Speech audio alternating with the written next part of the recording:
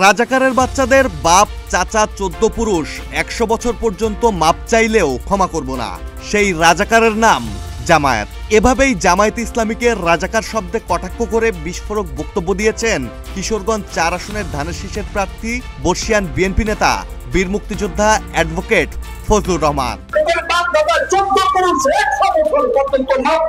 এরই মধ্যে গণমাধ্যমের শিরোনামে আসা বিএনপি নেতা ফজলুর রহমানের এই বিস্ফোরক বক্তব্য ঝড় তুলেছে দেশের রাজনৈতিক অঙ্গনে।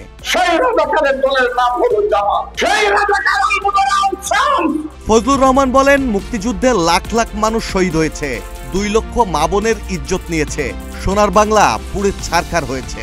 আর এদেশে পাকিস্তানিদের পক্ষে সৃষ্টি হয়েছে রাজাকার আলবদর আল শামস। সেই রাজাকার জামায়াত, সেই রাজাকার আলবদর আল শামস 54 বছর পর এসে বলে কোনো যুদ্ধ হয়নি, যারা যুদ্ধ করেছো তারা আল্লাহর কাছে মাপ চাও। তারপরই গালি দিয়ে ফজলুর রহমান বলেন, রাজাকারের বাচ্চারা তোরা মাপ চা, তোদের বাপ দাদা 14 পুরুষ 100 বছর মাপ চাইলেও ক্ষমা করব না। যারা যুদ্ধ করছে না তারা আল্লাহর কাছে মাপ চাও।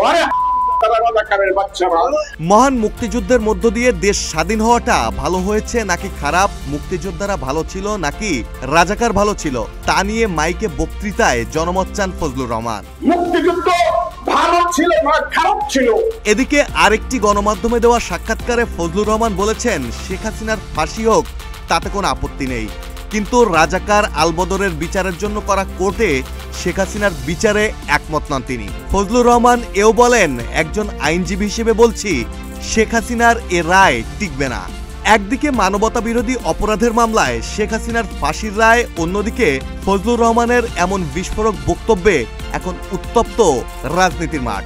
যুদ্ধ অপরাধীদের কোর্টে, রাজাকার আলবদরের কোর্টে এদের বিচার হইতে পারে। মাহমুদুল হাসান শাওন, প্রতিদিনের বাংলাদেশ।